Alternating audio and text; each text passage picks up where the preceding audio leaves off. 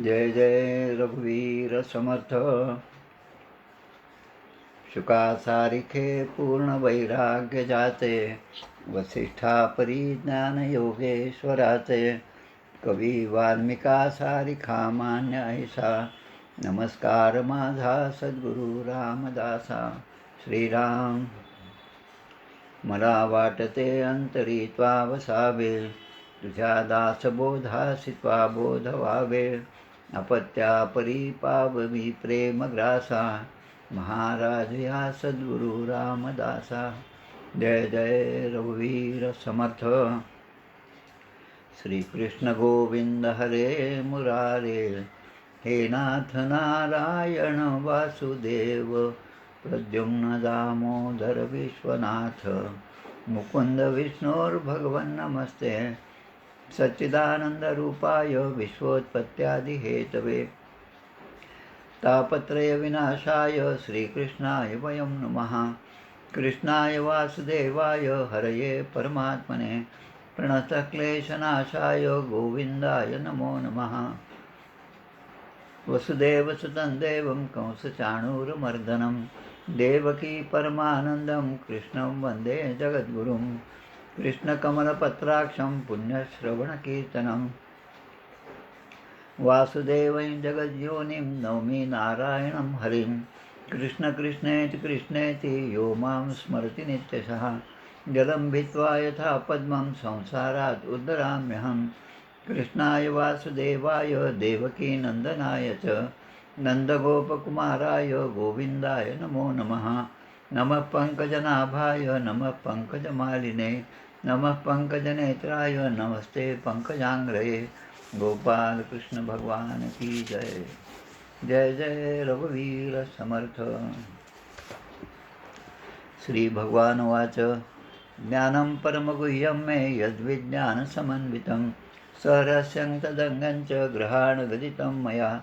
यावानहं यथा भावो यद्रूपगुणकर्मकः, तथैव तत्त्वविज्ञानमस्तु ते मदनुग्रहात्। अहमेवासमेवाग्रे नान्यं यद्यदसत्परं, पश्चादहं यदेतच्च योगशिष्येत सोऽस्म्यहम्। ऋतेर्तं यत् प्रतीयेत् न प्रतीयेत् चात्मनि, तद्विद्यादात्मनो माया यथा भासो यथा तमः। यथा महान्ति भूतानि भूतेषु चावचेष्वनु, प्रविष्टान्यप्रविष्टानि तथा तेषु न तेष्वहम्। एतावदेव जिज्ञासं तत्त्वजिज्ञासनात्मनः, अन्वयव्यतिरेकाभ्यां यत् सर्वत्र सर्वदा। एतन्मतं समातिष्ठ परमेण समाधिना, भवान् कल्पविकल्पेषु न विमुह्यति कदाचित्। गोपाल कृष्ण भगवान की जय। जय जय रघुवीर समर्थ। पंचमस्कंद प्रथमोध्यायात प्रियव्रतचरित्र विख्यात, अग्निधरचरित्र द्वितीयात, नाभीचरित्र तृतीय, ऋषभदेवाचे राज्यशासन चतुर्थोध्यायात निरूपण, पंचमोध्यायी पुत्राशी ज्ञान अवधूत होणे वृषभाशी, षष्ठोध्यायात ऋषभदेवाचा देहांत, सप्तमी भरतचरित्र, अष्टमी मृगजन्म भरताशी, नवमोध्यायात विप्रवंशी जन्मला भरत, रहुगणा भेटला जडभरत, दशमोध्यायी द्वादशाध्यायी कथा रहुगण भरत संवाद वार्ता, त्रयोदशी भवाटवी गाथा संशयनाश रहुगणाचा,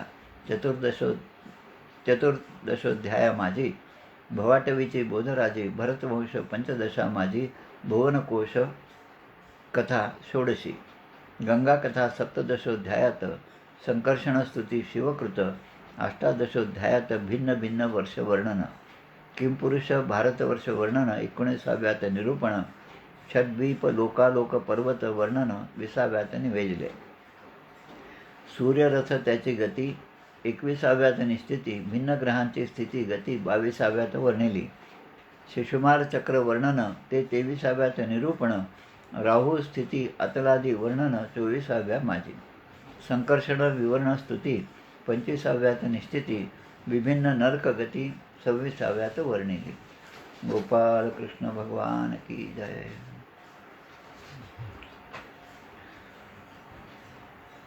पंचमस्कंधातील 18व्या अध्यायाचं आज आपण विवेचन पाहणार आहोत।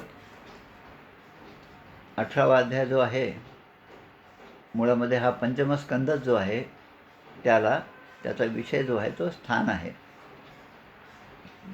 स्थान म्हणजे आपण पाहिलं, अत्र सर्ग विसर्गश्च स्थानं पोषणं मूर्तयः. स्थान म्हणजे ज्या ठिकाणी भौगोलिक प्रदेश, एखादा खंड, एखादा भूभाग याच्याबद्दलचं सगळं वर्णन ज्यामध्ये आहे तो स्कंद म्हणजे हा 5वा स्कंद आहे. आपण भिन्न भिन्न वर्ष पण पाहिले, केतुमाल वर्ष, भद्राश्वखंड, असे अनेक खंड आपण पाहिले. या भूभागाचे अनेक तुकडे जे झालेले आहेत ते खंड कशामुळे झाले, तर प्रियव्रत राजाने केलेल्या त्यांच्या पराक्रमामुळे हे सगळे 7 भाग झाले, 7 खंड. त्यानंतर प्रत्येक खंडामध्ये मग पुन्हा खंड झाले आणि मग तसे त्या राजाने त्या काळामध्ये आपल्या मुलांना ते खंड वाटून दिले. त्यावर त्यांचं राज्य सुरू झालं. आज जो आहे तो 18वा स्कंद, त्यामध्ये भिन्न भिन्न वर्षाचे वर्णन आहे. वर्ष म्हणजे खंड. त्यामध्ये आजच्या ह्याच्यात प्रामुख्याने 6 वर्षांचे वर्णन आहे. ते म्हणजे भद्राश्व, हरिवर्ष, केतुमाल, रम्यक, हिरण्मय वर्ष आणि उत्तर कुरु वर्ष, असे 6. आणि असं आहे की या प्रत्येक वर्षासाठी त्या वर्षामध्ये त्या खंडामध्ये एक देवता आहे आणि त्या देवतेची उपासना तिथल्या कोणीतरी प्रमुखाने केलेली आहे. ते सगळं वर्णन या अध्यायामध्ये, 18व्या अध्यायामध्ये. जसं भद्राश्व खंडामध्ये जो अवतार आहे भगवंताचा तो हयग्रीव अवतार आहे, त्याची स्तुती केली आहे. हरिवर्षखंड जो आहे त्यामध्ये नरसिंह अवताराचं वर्णन आहे, नरसिंह अवताराची स्तुती केलेली आहे. त्यानंतर केतुमाल जो खंड आहे त्यामध्ये कामदेव म्हणजे भगवंताला कामदेवाच्या रूपामध्ये पाहिलेलं आहे आणि त्या कामदेवाची स्तुती केलेली आहे. त्यानंतर रम्यक खंड जो आहे, त्या रम्यक खंडामध्ये भगवंताचा अवतार जो आहे तो मत्स्यरूप, आपण म्हणतो मत्स्यरूप जय जय राम. स्वतः भगवंताने, महानारायणाने मत्स्यरूपाने जन्म घेतला आणि त्या अवतारामध्ये भगवंताचं ते स्वरूप डोळ्यासमोर ठेवून त्याची पूजा, त्याचा मंत्र, त्याचा जप त्या काळामध्ये केलेला आहे. त्यानंतर येतं हिरण्मय वर्ष. त्यामध्ये भगवंताचा अवतार जो आहे तो कच्छप अवतार, कूर्मरूप जय जय राम. आणि नंतर शेवटचा जो आहे तो उत्तर कुरु वर्ष. उत्तर कुरु वर्ष यामध्ये भगवंताचा आराधना जी आहे ते यज्ञवराहाच्या रूपाने केलं आहे. वराह अवतार आपण पाहिला, ज्या वराहाने ही पृथ्वी जी पाताळामध्ये गेली होती, पाण्यामध्ये ती होती आणि तिला बाहेर काढण्याचं मोठं काम भगवंताने केलं. त्या यज्ञवराहाची स्तुती केली आहे आणि त्यांचा मंत्र दिलेला आहे. त्या मंत्राने त्यांना प्रसन्न केलेलं आहे. अशा प्रकारे हा पूर्ण 18वा अध्याय आहे. या 18व्या अध्यायाची सुरुवात जी आहे ती हयग्रीव अवतारापासून झाली आणि खंड कोणता, तर भद्राश्व खंड. आता हयग्रीव काय आहे? हयग्रीव भगवंताचाच अवतार आहे, ज्यामध्ये जसं आपण महात्म्यामध्ये पाहिलेलं आहे. गोकर्ण अवतार पाहिला.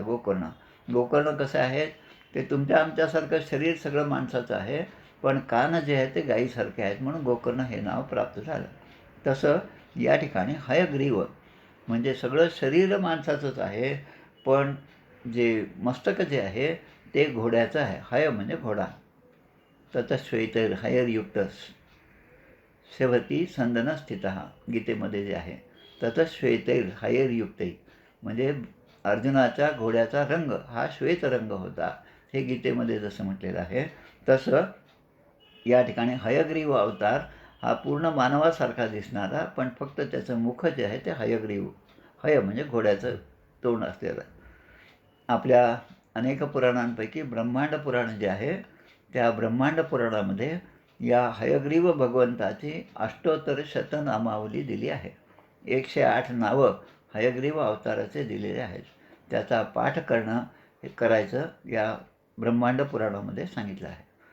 ओम वागीश्वराय विद्महे हयग्रीवाय धीमहि तन्नो हयग्रीव प्रचोदयात. हा हयग्रीवाचा गायत्री मंत्र आहे. प्रत्येक देवतेचा गायत्री मंत्र असतो. जसे देवी गायत्री आहे, सूर्य गायत्री आहे, प्रत्येक देवतेचे गायत्री मंत्र आहे. त्यामध्ये काही शब्द जे आहेत विद्महे, धीमहि, प्रचोदयात, हे जे शब्द आहेत हे सगळ्यामध्ये येतात, कारण त्यांनी त्या त्या रूपामध्ये आमचं रक्षण करावं अशी प्रार्थना या मंत्राने केलेली असते.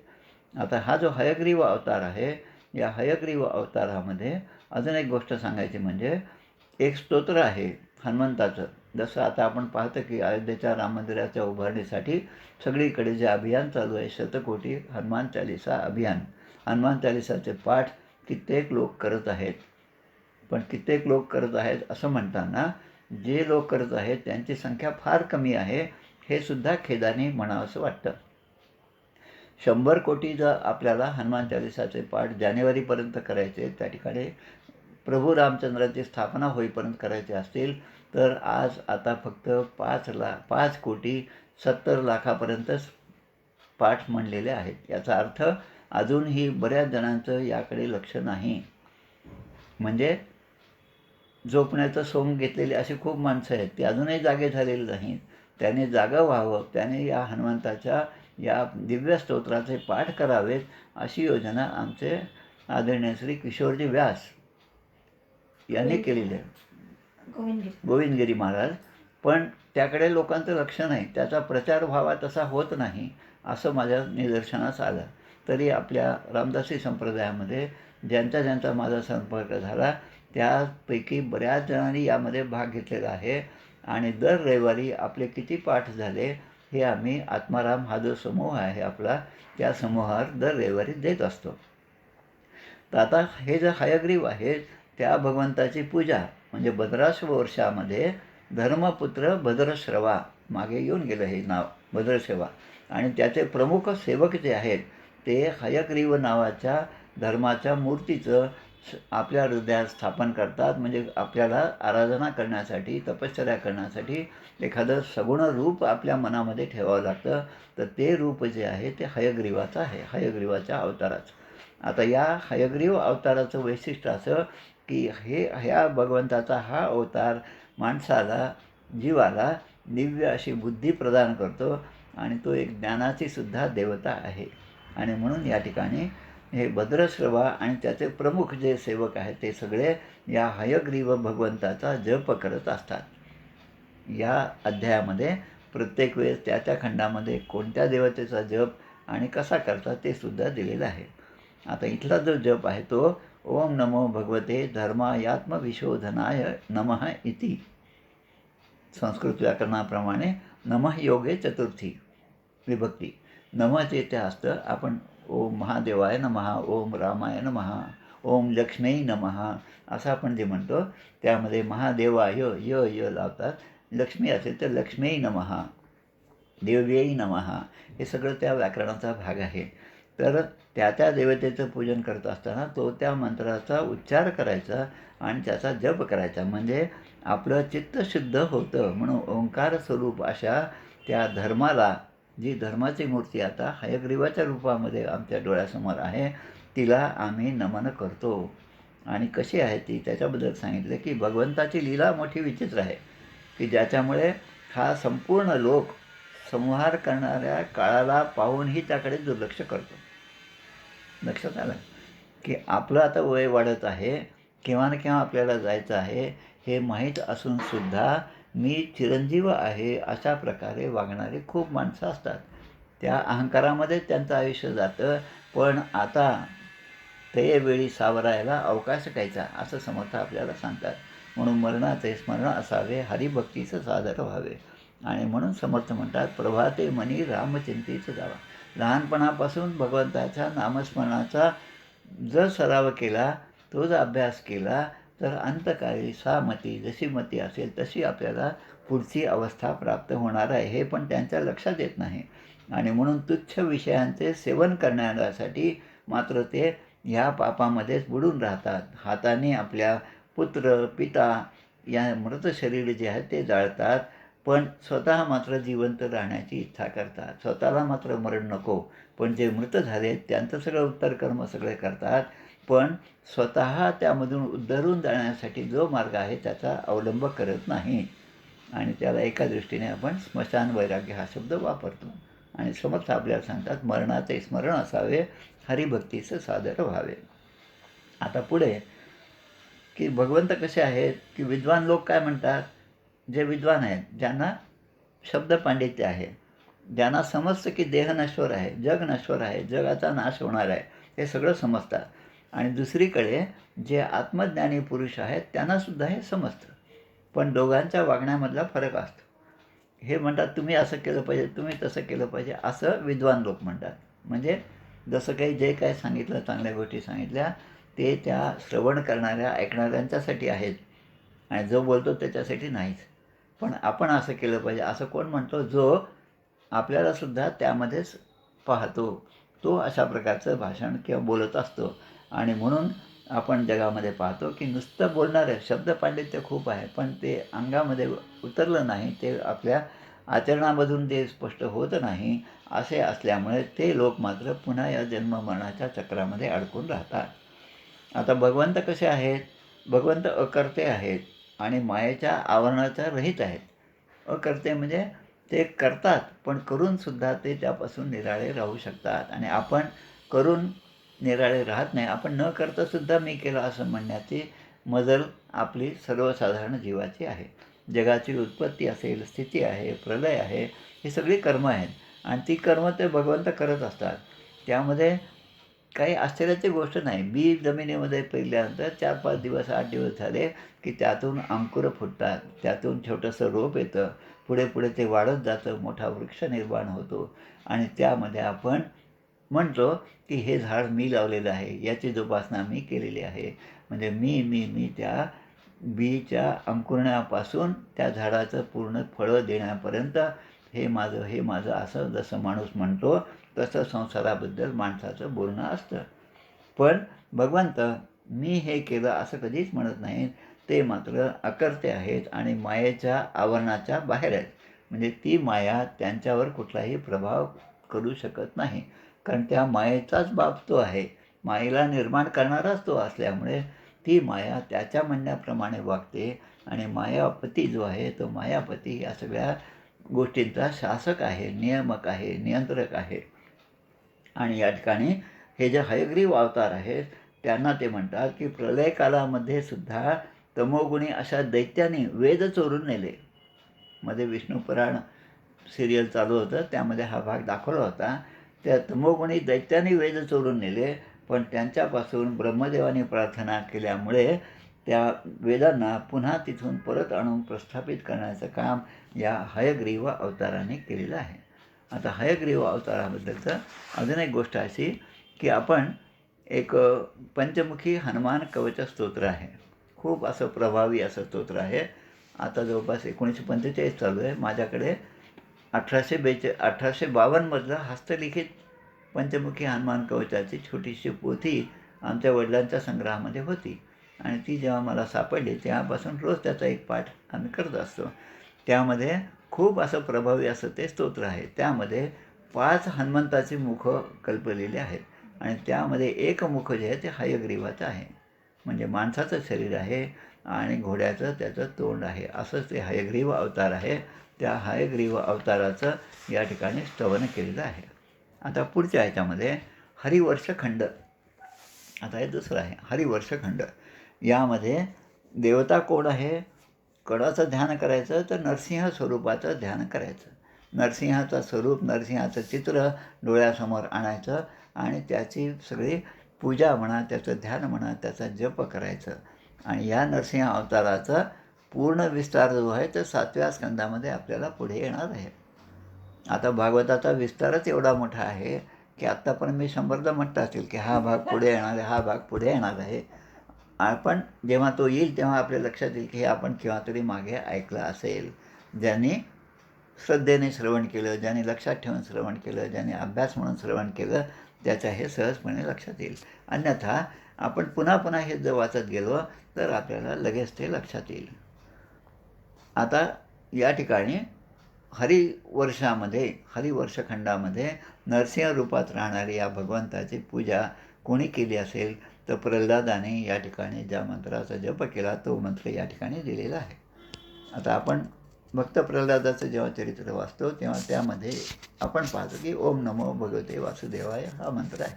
आता इथे जो मंत्र दिलेला आहे प्रल्हादाने या मंत्राचा जप केला तो मंत्र आहे ओम नमो भगवते नरसिंहाय नमस्तेजस्तेजसे आविर्भव वज्रनख वज्रदंश कर्माशयान रंधय रंधय तमोग्रस ग्रस ओम स्वाहा. वेगवेगळे प्रकारचे मंत्र आहेत हे. याचा जप त्यांनी केला आणि त्यामध्ये पुढे ते म्हणतात की भगवंता म्हणजे या नरसिंह रूपाचं पूजन करताना म्हणतात की हे नाथ विश्वाचे कल्याण होवो.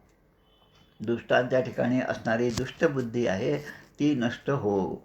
सगळ्या प्राणीमात्रांमध्ये सद्भावना निर्माण हो आणि सर्वजण एकमेकाचं हितचिंतन करतील अशा प्रकारचं वातावरण या विश्वामध्ये निर्माण हो.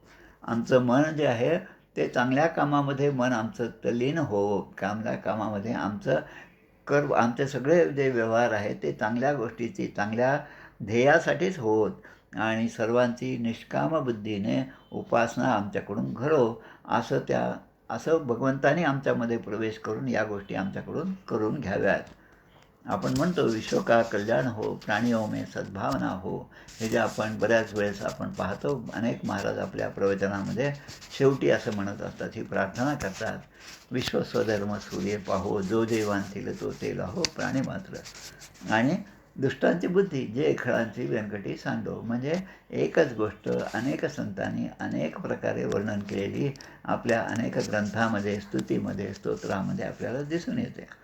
आता पुढे ते म्हणतात की घर, स्त्री, पुत्र, धन, बंधू आणि बांधव म्हणजे आता सगळ्याच गोष्टी आल्या.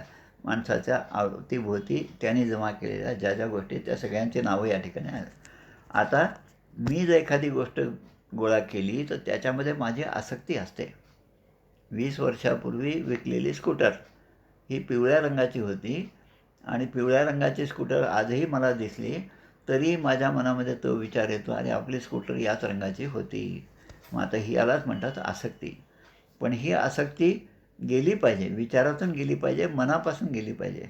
आणि जर ही आसक्ती जर उत्पन्न होत असेल तर मग आत्तापर्यंतच्या आपल्या अभ्यासाचा काय उपयोग. यः प्राणवृत्त्या परितुष्ट आत्मवान सिद्ध्यत्य दूरान तथेंद्रिया प्रिया. जो संयमी पुरुष आहे तो कसा असतो, तो फक्त उदरनिर्वाहापुरतं अन्नाचं भक्षण करतो. म्हणजे आपला प्राण राहिला पाहिजे, आपल्याकडून चांगली कामं झाली पाहिजे, धर्माने सांगितलेली जी कामं आहेत ती त्याचं अनुष्ठान आपल्याकडून घडलं पाहिजे, यासाठी माझ्या पोटापाण्यासाठी 4 घास मला मिळाले पाहिजे असा संयमी पुरुष जो आहे तो विचार करतो. आता त्याच्या उलट जो संसारिक आहे, जो आसक्त आहे, जो विषयांमध्येच गुरफटलेला आहे, तो मात्र म्हणतो की काल मी जेवलो ते काही फार चांगलं नव्हतं, आज कुठेतरी चांगलं आपल्याला मिळालं पाहिजे असा विचार करून इंद्रिय लोलूप होतो आणि तो भगवंतापासून अनेक कोस दूर जातो असं या ठिकाणी 10व्या श्लोकामध्ये म्हटलेलं आहे. पुढे यत् संगलब्धम निजवीर्यवैभवं तीर्थम मुहु सस्पृश्यता हि मानसम हरत्यजोऽन्तः श्रुतिभिर्गतोऽंगजं को वै न सेवेत मुकुंद अविक्रमम. त्या भगवत भक्ताच्या संगतीने म्हणजे एक संगती 2 प्रकारच्या असतात, सुसंगती आहे, कुसंगती आहे. सुसंगतीमध्ये गेलं तर चांगले विचार आपल्या मनामध्ये येतात आणि कुसंगती राहिलं तर चांगले विचार असलेले पण निघून जातात. मागे एकदा आमच्या मुलाच्या ॲडमिशनच्या वेळेस 4थी नंतर 5वीमध्ये मला वाटतं मिलिटरी स्कूलची परीक्षा होती. परीक्षा दिली त्याने आणि अनायासं आमचे सुनील दादा आमच्याकडे आले, त्यांचा मुक्काम झाला. मग त्यांना आम्ही सांगितलं असं असं परीक्षा दिली, साताऱ्याच्या मिलिटरी स्कूलमध्ये दिली आणि तो सिलेक्ट पण झालेला आहे. त्याने अगदी ताबडतोब सांगितलं की अजिबात याला पाठवू नका, हा चांगला मुलगा तिथे गेल्यावर बिघडेल आणि बिघडलेली मुळे चांगलं होण्यासाठी तिथे पाठवू नका.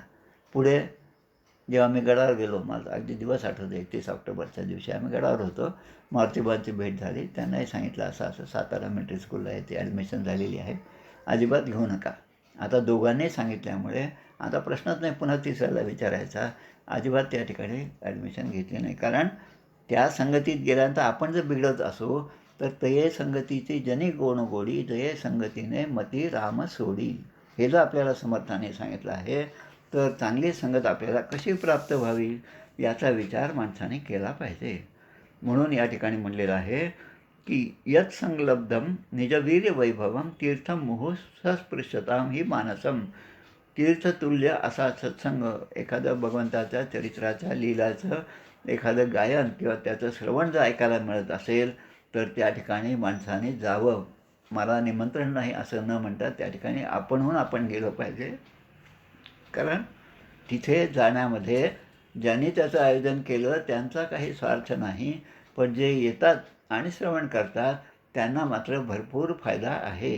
हनुमान चालीसा म्हणा असं म्हणण्यामध्ये त्या आचार्य किशोरजी व्यास यांना 2 रुपये मिळणार नाहीत आणि ज्याचा प्रचार करणारे आहेत त्यांनाही 2 रुपये मिळणार नाहीत, पण जे पाठ करणारे आहेत त्यांच्या पूर्वजन्मातले असंख्य पापं ही नष्ट होणार आहेत.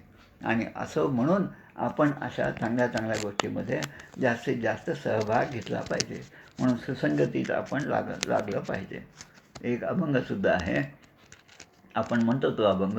घेई घेई माझे वाचे गोड नाम विठोबाचे, तुम्ही घ्या रे डोळे सुख पहा विठोबाचे मुख, तुम्ही ऐका रे कान माझ्या विठोबाचे गुणगान, मनातेचे धाव घेई राहे विठोबाचे पायी, तुका म्हणे जीवा नको सोडू या केशवा. म्हणजे माझ्याकडून जे काही श्रवण व्हायचं असेल तर भगवंताच्या लीलांचंच श्रवण झालं पाहिजे. असा हेतू जर ठेवला तर आपण अखंड सत्संगामध्ये राहतो. आणि एकदा सत्संगामध्ये राहिलं तर मग साधक भावे नमस्कार घाली, त्याची चिंता साधूच लागली, मग तेच आपल्याला सुगम पंथामध्ये घेऊन जाणार आहेत. पण यासाठी महत्त्वाची गोष्ट ती पुढच्या श्लोकात सांगितली. यस्यास्ति भक्तिर् भगवत्य अकिंचना. म्हणजे ज्या पुरुषाची भगवंतामध्ये निष्काम भक्ती आहे. निष्काम भक्ती फार महत्त्वाचं आहे. भक्ती असणं चांगलं आहे, पण ती निष्काम असणं हे अजून चांगलं आहे. एखाद्या कामनेसाठी, एखाद्या माझ्या इच्छेच्या पूर्तीसाठी मी जर एखादी आराधना करत असेल, मी जर एखादं दर्शनाला जात असेल, मी जर माझी याचना माझ्या घरातल्या 4 गोष्टी मिळण्यासाठी करत असेल तर ती माझी हेतुपूर्वक केलेली भक्ती आहे, अहेतुक भक्ती नाही, निष्काम भक्ती नाही. म्हणून ज्याच्या हृदयामध्ये सगळ्या देवता, धर्म, ज्ञान ह्या नेहमी वास करतात आणि भगवंताचा वास असतो, त्याला मग काही वेगळं मागायची गरजच नाही. सांगणे न काही मागण्यास आलो, आम्ही विठ्ठलाच्या भजनात नालो. हा जो अभंग आहे त्याचं स्मरण आपल्याला झालं पाहिजे. मला काही मागायचं नाही असं म्हणून आपण जर करतो तेव्हा भगवंत त्याला देतो. आणि फळं जे आहे, भगवंत जेव्हा कोणाला फळ देतो आणि फळ दिल्याबरोबर तो भक्त भगवंतापासून दूर होतो. जसं रडणाऱ्या मुलांना आई काहीतरी खेळणं देते आणि खेळणं देण्याचा उद्देश असा असतो की आपलं काम होईपर्यंत या मुलाने त्याच्याशी खेळत राहावं. आता त्यामध्ये जर तो खेळत राहिला तो पण आईचं सुद्धा काम होतं, पण ती दिलेली वस्तू नाकारतो. पण आई तुझ्याशिवाय मला कोण नको, तया सोडून आम्ही जन कोणाप्रती मागावे, म्हणून आम्ही रामदास श्रीरामचरणी आमचा विश्वास, कोसळून पडो हे आकाश आणिकाची आस न पाहू. हे नुसतं म्हणण्यासाठी नाही, हे प्रत्यक्षात उतरवण्यासाठी आहे. मग असे जे उतरवतात त्या महापुरुषांचे गुण जे आहेत ते आपल्यामध्ये कसे येतील असा सुद्धा विचार मानवाने केला पाहिजे. आता पुढचा श्लोकसुद्धा आहे, तो सुद्धा अशाच प्रकारचा छान श्लोक आहे. ज्याप्रमाणे माशांना पाणी अत्यंत प्रिय असते, पाण्यामध्येच त्यांचा जन्म आहे आणि पाण्याशिवाय त्यांचा मृत्यूच आहे. त्यांचा जीवनाचा आधार हेच पाणी आहे. आणि मग श्रीहरीसुद्धा समस्त देह धारण करणाऱ्यांचे प्रियतम आत्मा आहेत. भगवंत काय आहे, आपल्या आत्मामध्ये भगवंत स्थित आहे. अहम ते सर्व पापेभ्यो मोक्षयिष्यामि मा शुचः. मी तुमच्या ठिकाणी राहून सगळ्यांचा मोक्ष जो आहे त्यांना प्राप्त होईल या ठिकाणी माझं वास्तव्य तुमच्यामध्ये आहे. पण त्याची जाणीव जर तुम्ही नाही ठेवली तर मग तुम्ही तुमच्याच कर्माने तुम्हाला कर्माची फळं मिळणार आहेत. घरामध्ये जर आसक्त राहिलो तर त्या घरामध्येच आपण राहणार आहोत, पण त्या घराच्या बाहेर असणारं घटाकाश, मठाकाश, महदाकाश याची ओळख आपल्याला होणारच नाही. आणि म्हणून तस्माद रजो राग विषाद मन्यो मानस्पृहा भय दैन्य आदिमूलम हित्वाग्रहम संस्कृती चक्रवालम नरसिंहपादम भजता कुतो भयम इति. म्हणून तुम्ही लोभ, राग, क्रोध, लोभ, अभिमान, भय, इच्छा, दीनता आणि मानसिक संताप या सगळ्या दुर्गुणांपासून दूर व्हा आणि भगवान नरसिंहाच्या निर्भय अशा चरणकमलाचा आश्रय घ्या. अशा प्रकारे नरसिंह भगवंताची स्तुती या हरिवर्ष खंडामध्ये केलेली आहे. आता पुढे जे आहे ते केतुमाल वर्ष. ही नावं सगळी पूर्वी झालेली आहेत. अभ्यास म्हणून ते शोधून पहा कुठल्या ह्याच्यात आहे ते. केतुमाल वर्षामध्ये आता जे पूजन करायचं ते कोण आहे, तर स्वतः लक्ष्मी आहे, देवी आहे, लक्ष्मी आहे आणि संवत्सर नावाच्या प्रजापतीचे पुत्र. आता संवत्सर नावाचा पुत्र का? कारण संवत्सर दरवेळेस बदलत जातं. 60 संवत्सर असतात. प्रत्येक संवत्सराचं नाव वेगवेगळं असतं. 1 ते 60 मागे जेव्हा आम्ही मोडी लिपी शिकलो तेव्हा त्या 1 ते 60ची नावंसुद्धा होती आणि बरोबर दरवर्षी जेव्हा नवीन वर्ष येतं तेव्हा त्या त्या वर्षाचं नाव त्याच क्रमाने बदलत गेलेलं असतं. 60 आहेत त्यामुळे ते नाव पुन्हा 60 वर्षानंतरच येणार आहे. मग असे हे संवत्सर जे आहेत आणि संवत्सरामध्ये 2 प्रमुख आहेत. त्या संवत्सराचे पुत्र आणि त्यांच्या कन्या. आता पुत्र म्हणजे दिवस, कन्या म्हणजे रात्र. मग आता या ठिकाणी लक्ष्मी आणि हे संवत्सर आणि त्याचे पुत्र आणि कन्या हे भगवंताची आराधना करतात. आता केतुमाल वर्षामध्ये भगवंताचं स्वरूप कोणतं आहे, तर ते म्हणजे भगवान कामदेव रूपाने निवास करतात केतुमाल वर्षामध्ये, म्हणजे कामदेवाच्या रूपाने. मग रात्रीच्या अभिमानी देवता म्हणजे कन्या आणि दिवसाच्या अभिमानी देवता म्हणजे पुत्र. आता यांची संख्या किती असेल? 100 वर्षाचं आयुष्य जर घेतलं तर एका वर्षामध्ये 360 दिवस 360 रात्री आहेत आणि 100 वर्षामध्ये 36,000 दिवस आणि 36,000 रात्र आहेत. आता इंग्रजी पद्धतीप्रमाणे ते लीप वर्ष वगैरे हे सोडून द्या, कारण ते सारखं बदलत राहतं. आपलं जे आहे ते अगदी नक्की आहे आणि कित्येक काळापासून हे पंचांग जे आहे ते ठरलेलं आहे. ज्यावेळेस ग्रहणाचा स्पर्श असेल, मध्य असेल, मोक्ष असेल, त्या त्या वेळेस बरोबर त्या त्या घटना घडत जातात. जेव्हा काहीही मोजपट्टी नव्हती, मोजमाप नव्हतं, त्या काळामध्ये तयार केलेलं हे सगळं चक्र आहे. मग या कामदेवाच्या रूपामध्ये भगवंताची आराधना करतात. किती? 36,000 वर्ष आणि त्या वर्षाचे अधिपती आहेत त्या त्या काळामध्ये. आणि सुदर्शन चक्राच्या तेजाला मात्र त्या कन्या घाबरतात. कन्या म्हणजे त्या रात्री त्या घाबरतात आणि शेवटी प्रत्येक वर्षाच्या शेवटी त्यांचे गर्भपात होतात, असं भीतीपोटी असं या ठिकाणी लिहिलेलं आहे. आता दुसरा भाग, या ठिकाणी जे भगवंताचं कामदेव रूप आहे ते रूप आपल्याला कशा प्रकारे त्याचा अनुभव येतो ते सुद्धा दिले, की लालित्यपूर्ण गतिविलासाने, म्हणजे चालण्याचं, एखाद्या माणसाचं, एखाद्या स्त्रीचं चालणंसुद्धा पाहिलं तरी माणूस मोहित होतो. याचं कारण त्या कामरूप भगवंताचा निवास त्यामध्ये आहे म्हणून. आणि मग पुढे म्हणतात लीलारूप आकर्षक कटाक्षाने, मग म्हणतात सुंदर भुवयाने आणि सौंदर्य देवीने. आता लक्ष्मीला अत्यंत आनंदित करीत स्वतः आनंदित होतात. आणि मग पुढे म्हणतात प्रजापती संवत्सराच्या कन्यांसह आणि दिवसांसह म्हणजे पुत्र आणि पुत्री यांच्यासह पतीसह आराधना करते आणि मंत्राचा जप करते. आता कोणत्या जपाचा जप कोणता आहे या ठिकाणी? कामदेवाचा जप जो आहे तो या ठिकाणी दिलेला आहे. ओम राम रीम रूम ओम नमो भगवते ऋषिकेशाय सर्वगुण विशेष विलक्षिता म्हणे आकुतीनाम चित्तीनाम चेतसाम विशेषणाम चाधिपतये षोडशकलाय असा मोठा मंत्र येतो. त्या मंत्राचा जप, कामदेवांचा जप या ठिकाणी ओम राम रीम रूम ही बीजाक्षरं, याला बीजाक्षर म्हणतात. ज्या ज्या मंत्रामध्ये बीजाक्षर आहे तो मंत्र प्रभावी असा आहे आणि त्याचा प्रभाव लगेच आपल्याला दिसून येतो. मध्येच फोन आला होता त्यामुळे ऐकून येत नसेल आपल्याला, कोणीतरी फोन केला होता. तर या ठिकाणी आपण इंद्रियाचे अधीश्वर आहात भगवंताला म्हटलेलं आहे. आपण इंद्रिय, आता ही जी आराधना कोण करते या ठिकाणी? या कामरूप देवाची आराधना स्वतः लक्ष्मी करत आहेत. आणि मी लक्ष्मी असं म्हणते त्या ठिकाणी निरनिराळ्या कठोर व्रताने स्त्रिया आपलीच आराधना करून लौकिक पतींची इच्छा करतात. स्त्रिया लौकिक म्हणजे आपल्या पतींची इच्छा करतात, परंतु ते पती प्रियपुत्र, धन आणि आयुष्य यांचे रक्षण करू शकत नाहीत. आणि असं म्हणल्यामुळे आता पती, खरा पती कोण, त्याची व्याख्या या ठिकाणी केली आहे. स वै पती ही स्याद अकुतो भयम स्वयं, समंततः पाती भयातुरम जनम. जो स्वतः निर्भय आहे. पती कोण?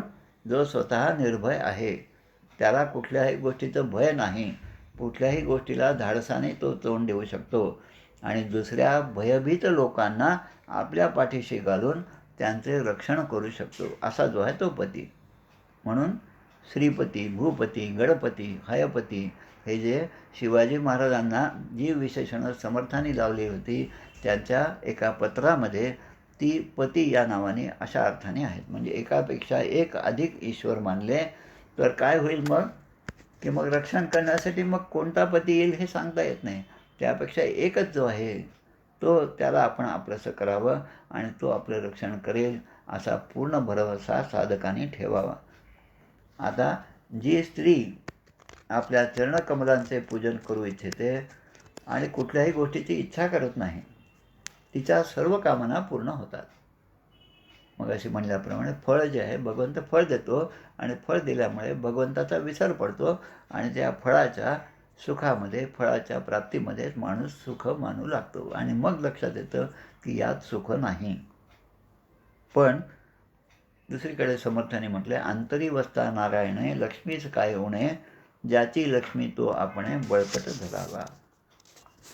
इंद्रिय सुख जे आहे त्याबद्दलच्या अनेक गोष्टी अनेक पौराणिक ग्रंथामध्ये आहेत. त्यामध्ये ब्रह्मदेव असतील, रुद्र असतील, हे सुद्धा घोर तपश्चर्या करीत राहतात. पण आपल्या चरणकमलांचा आश्रय घेणारे जे भक्त आहेत ते मात्र तुमच्याशिवाय दुसऱ्या कोणाची प्राप्ती करून घ्यायची त्यांना इच्छासुद्धा नसते. त्याकडे ते पाहत नाही. नलगे मुक्ती आणि संपदा संत संग देई सदा. तुका म्हणे गर्भवासी सुखे घालावे आम्हासी. कारण या नरदेहामध्येच भगवंताची भक्ती करण्याची सोय आहे, इतर देहामध्ये ही सोय नाही. म्हणून ते म्हणतात की आपल्या ज्या वंदनीय करकमलांना आणि त्या करकमलांना तुम्ही वरदहस्त भक्तांच्या मस्तकावर ठेवता, तसा तुम्ही माझ्यावर सुद्धा ठेवावा, असं लक्ष्मी या मंत्रांनी भगवंताजवळ हे मागणं मागत आहे. श्री व्यंकटेश स्तोत्रामध्ये असा श्लोक येतो, ओवी येते, हृदयी श्रीवत्सलांचन भूषण बिरवी श्री भगवान, तयावर्ते कंठस्थान जयासी मुनिजन अवलोकिते. तिरुपती बालाजीचा फोटो जरा मोठा झूम करून पाहिला की तुमच्या लक्षात येतं की एका ठिकाणी वत्सलांचन लक्ष्मीचं त्या ठिकाणी पदक आहे आणि दुसरीकडे भृगु ऋषीने मारलेली जी लात आहे तो पायसुद्धा त्या ठिकाणी आहे आणि हे भूषण म्हणून भगवंत मिरवित असतात. तसं आता पुढे रम्यक वर्ष जो आहे, आता रम्यक वर्षामध्ये कोणते देवता कोण आहे तर मत्स्यरूप भगवान, कुर्बरूप मत्स्यरूप जय जय राम. आणि त्यांची पूजा करणारे कोण आहेत तर साक्षात मनु आहेत. अधिपती मनु आहे आणि मनूने आपल्या डोळ्यासमोर मत्स्यरूप जे आहे त्याची आराधना केलेली आहे आणि मग मनू त्या उपासना करतात आणि त्या मंत्राचे जप आणि स्तुती करत असतात. तो मंत्र या ठिकाणी ओम नमो भगवते मुख्यतमाय नमः सत्वाय प्राणयोजसे सहसे बलाय महामत्स्याय नमः इति. आता हे मत्स्यरूप जे आहे ते सुद्धा पुढे येणार आहे आपल्याला. आता पुढचं जे आहे ते म्हणतात, प्रभो एखादा नट जो आहे तो जसं कठपुतळ्यांना नाचवतो तसं भगवंत या ठिकाणी प्रत्येक जीवाला नाचवत आहे दोरीने बांधून. कारण सगळं नियंत्रण त्याच्याकडे असतं आणि सर्व प्राण्यांच्या आत तो भगवंत प्रवेश करतो. तो प्राणरूपाने करतो. तुमच्या आमच्यामध्ये प्राणरूपाने तो आहे. तो येतो, तो आतमध्ये राहतो आणि तो प्राण पुन्हा बाहेर जातो. पण पुढचा श्वास घेण्याची सोय जी आहे ती फक्त जिवंत राहत आहे आणि जर पुढचा श्वास घेण्याची जर वेळच नाही आली तर तो त्याचा शेवटचा काळ ठरतो. म्हणजे सगळं नियंत्रण तुमच्याकडे आहे. म्हणून भगवंत तुम्ही आमच्या आतमध्ये प्राणरूपाने आहेत आणि बाहेर जे आहेत भगवंत कसा आहे तो वायुरूपाने आहे. तो वायू आहे म्हणून वायू सर्वत्र गो महान असं म्हणलेलं आहे. आता इंद्रियांच्या अभिमानी देवता, आपल्याला आतापर्यंत इतक्या सगळ्या गोष्टी ऐकल्या की प्रत्येक इंद्रियाची एक अभिमानी देवता असते. आता त्या देवतांमध्ये सुद्धा मत्सर असतो. कसा आता तो त्याचं एक छोटीशी गोष्ट, परवाच आमच्या संस्कृतचे जे सेंट्रल संस्कृत युनिव्हर्सिटी दिल्लीचे आहेत त्यांचे 120 लेसन्स आहेत, लेक्चर्स आहेत. त्यामध्ये छानपैकी संस्कृतमध्ये पूर्णपणे आपल्याला संस्कृत भाषा शिकता येते अशा प्रकारचं श्रवण घडलं. ती गोष्ट सहजपणे सांगतो.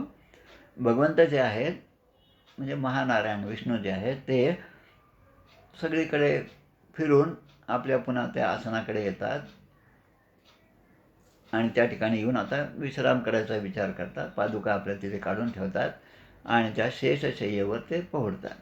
आता शेषशय्येवर पोहोडल्यानंतर साहजिकच जसं आपण घरी आल्यानंतर कपडे बदलतो, काय घड्याळ असेल, मोबाईल असेल बाजूला ठेवतो, तसं भगवंतानी शंख, चक्र, गदा, पद्म हे सगळं बाजूला ठेवलं. आपल्या डोक्यावरचा मुकुट बाजूला ठेवला आणि भगवंत आराम करत आहे.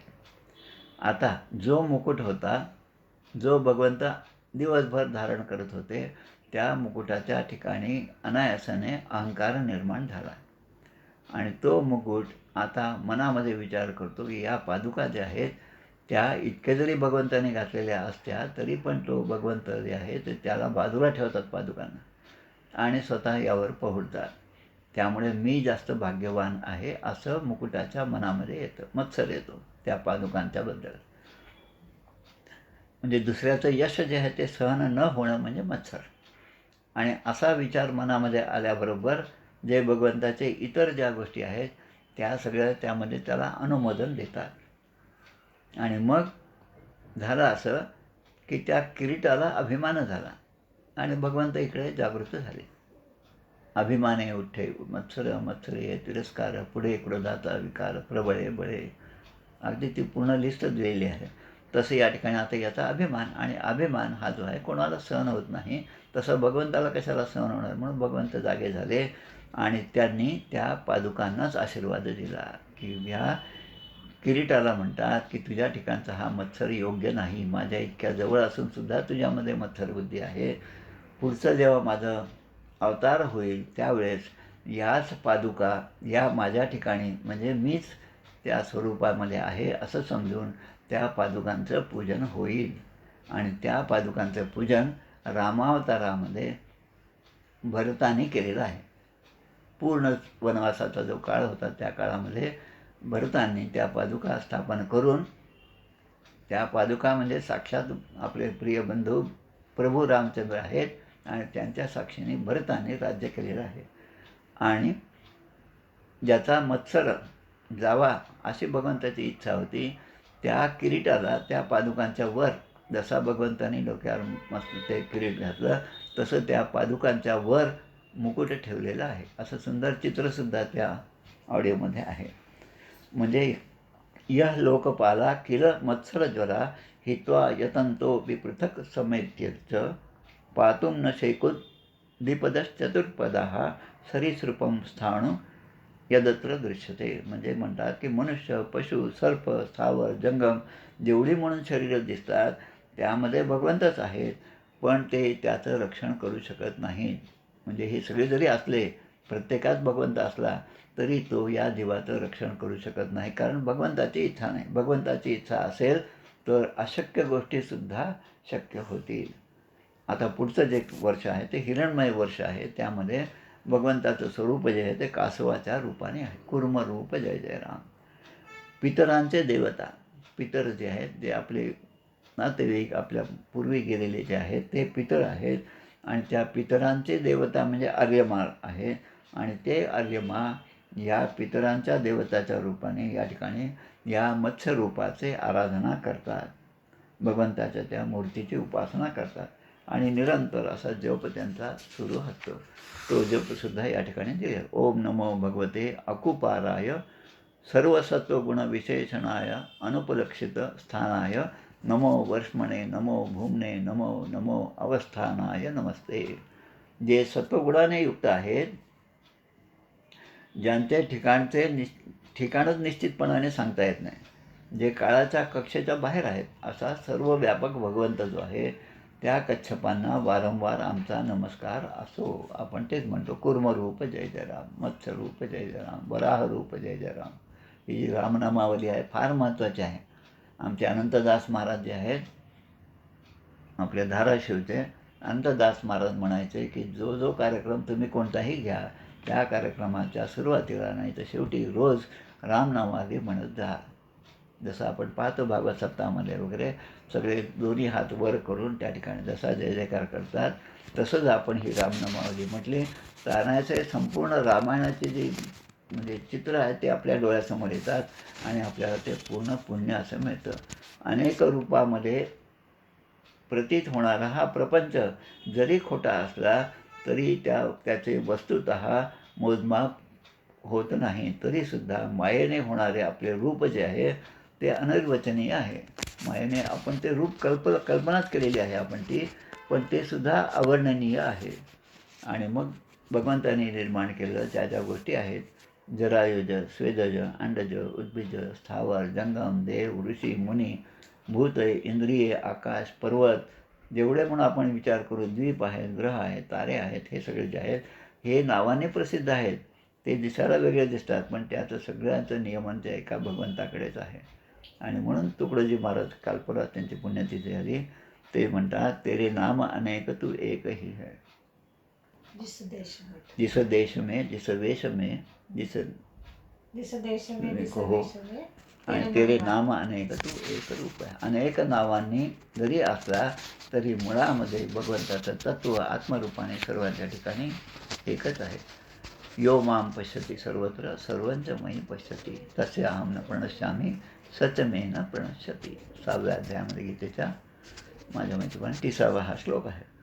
आता पुढे उत्तर कुरु वर्ष यामध्ये यज्ञवराह या मूर्तीची आराधना करतात. उत्तर कुरु वर्षामध्ये यज्ञवराह मूर्ती.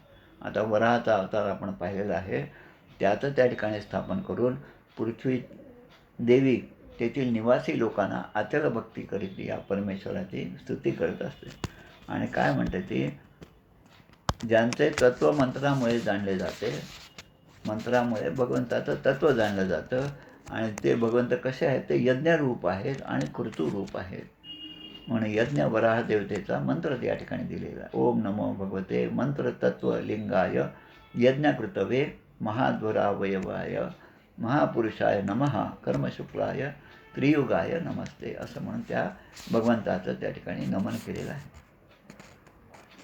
मग पुढे सांगतात आपल्याला की जसे लोखंड जड आहे, पण लोहचुंबकाच्या सान्निध्यात आल्याबरोबर ते लगेच हालचाल करायला लागतं, त्याप्रमाणे सर्व साक्षी असणाऱ्या भगवंताच्या इच्छेने स्वतःसाठी नव्हे तर प्राणीमात्रांच्यासाठी म्हणून भगवंत या ठिकाणी अवतार घेत असतात.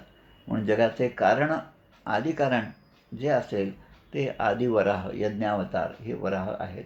ज्याप्रमाणे एक हत्ती दुसऱ्या हत्तीला आपटतो, त्याचप्रमाणे हत्तीप्रमाणे क्रीडा करत असणाऱ्या युद्धामध्ये प्रतिद्वंदी हिरण्याक्षाची कथा आपण ऐकली. त्या हिरण्याक्षाला सुद्धा ज्यांनी ठार केलं आणि स्वतःच्या दाढेवर ही पृथ्वी उचलून रसातळातून तिला महासागराच्या वर आणून तिला स्थापन केलं, असे जे भगवान आहेत. कृत्वा अग्रदंष्टे निर्गात उदन्वतः क्रीडन अभिवेभाः प्रणतास्मी तम विभुम इति. म्हणजे त्या भगवंताला ज्याने या पृथ्वीला रसातळातून काढून या ठिकाणी स्थापन केलं, त्या पृथ्वीला मी वारंवार नमस्कार करते. अशा प्रकारे हा 18वा अध्याय जो आहे तो या ठिकाणी समाप्त होत आहे. इति श्रीमद्भागवते महापुराणे पारमहंस्यां संहितायां पंचमस्कंदे भुवनकोश वर्णन नाम 18दशोऽध्यायः. 18वा अध्याय. आता पुढच्या ह्याच्यामध्ये उरलेल्या 3 वर्षाचं वर्णन आणि त्यांचा मंत्र हा दिलेला आहे. म्हणून पुढचा अध्यायसुद्धा किमपुरुष आणि भारतवर्षाचे वर्णन अशा प्रकारचं आहे. या ठिकाणी आपण थांबूया, आरती म्हणूया आपण. 2 मिनटं.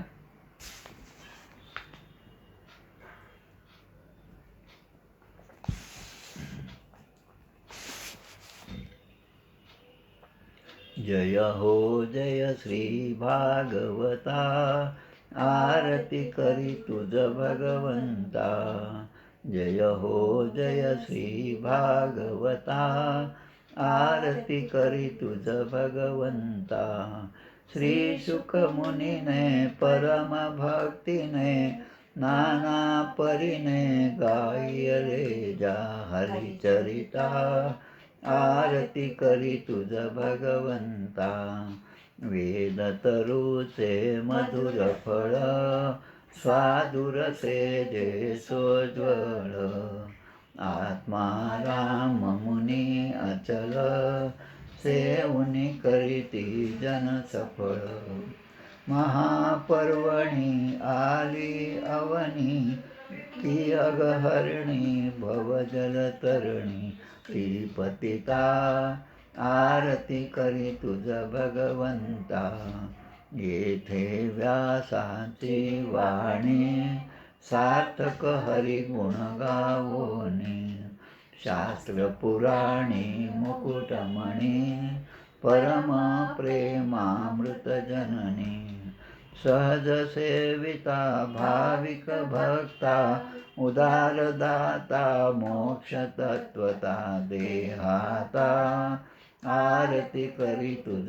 भगवंता गमते जणु मानस तीर्थ द्वादश सोपाने युक्त निर्मल भक्ती जले भरित विहरे हरिहंस चितेथ शोक सुकुमले संत अलिकुले सेवुनि रमले भान विसरले रस पिता आरती करी तुझ भगवंता अपार महिमा ग्रंथाचा वदवेना कोणासाचा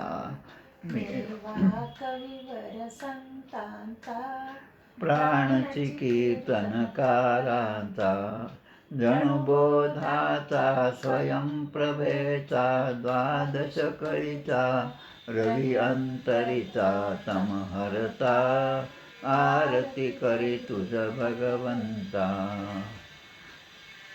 ग्रंथ नव्हे हा श्रीकृष्ण गीते वेधी मन पूर्ण अनन्य होता या शरण खचित टळे जन्म मरण पितापदाती चिरये शांती नाथी वदती रामपदी ठेवी माथा आरती करी तुझ भगवंता जय हो जय श्री भागवता आरती करी तुझ भगवंता गोपाल कृष्ण भगवान की जय जय जय रघुवीर समर्थ हो धन्यवाद खरंच छान एकदम छान